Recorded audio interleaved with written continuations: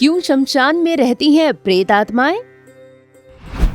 कैसे सद्गुरु को दिखने लगे ये 3 प्रेत? क्या प्रेतों को भी है साधना करने का अधिकार? ऐसा कब हुआ कि सद्गुरु ने प्रेतों को दिया गुरु मंत्र?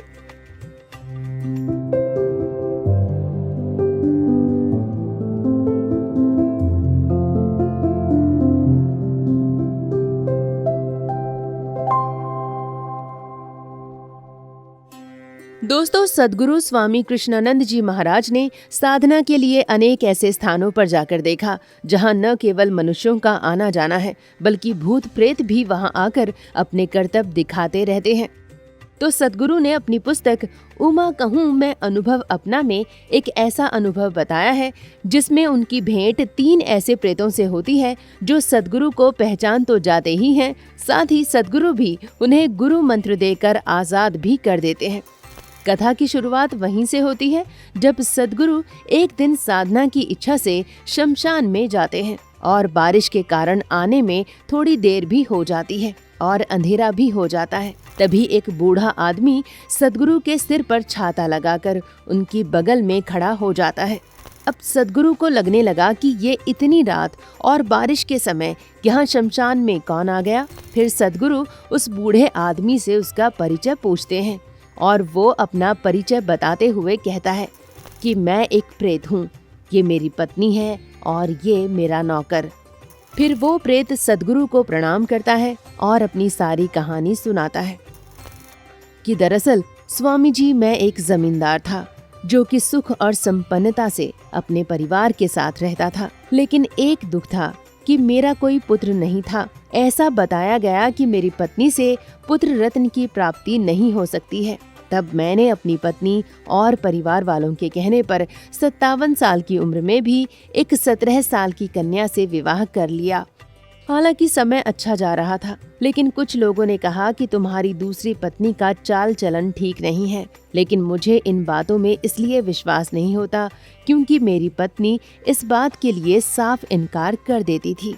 कुछ समय के बाद मुझे एक जरूरी काम से बाहर जाना था, तो मैंने अपनी दूसरी पत्नी से पूछा भी कि मुझे आने में 1 सप्ताह का समय लग सकता है, लेकिन अगर तुम कहो तो मैं किसी और को भी भेज सकता हूँ। लेकिन उसने कहा कि आपका काम है, आप करके आइए। तो मैंने उसकी बात को मान लिया क्योंकि मेरा काम भी था तो जाना भी था। लेकिन मुझे पड़ोसियों की कही वो बात भी याद थी जो उन्होंने मेरी पत्नी के बारे में कही थी।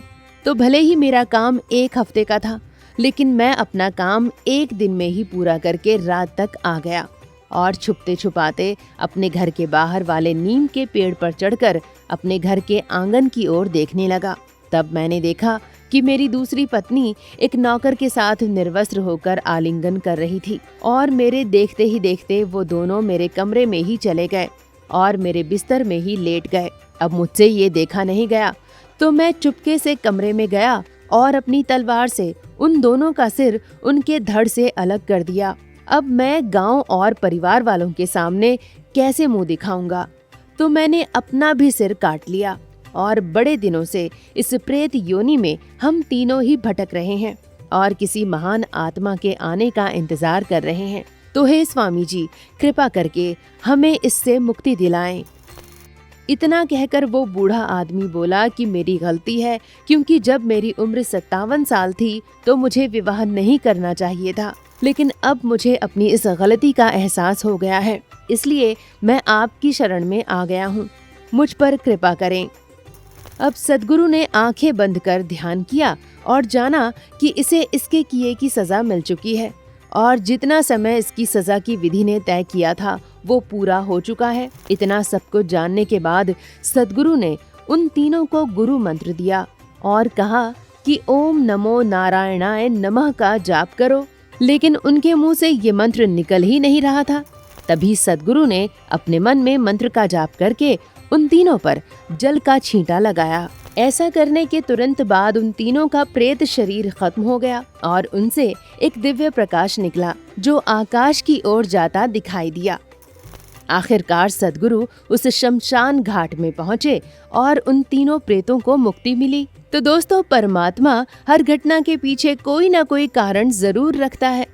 अगर आपको सद्गुरु और प्रेतों के संवाद पर बना हमारा ये वीडियो पसंद आया हो तो इसे लाइक और शेयर जरूर करें और ऐसे अनसुने रहस्यों पर वीडियो पाने के लिए हमारे चैनल सद्गुरु धाम को सब्सक्राइब करना ना भूलें। धन्यवाद।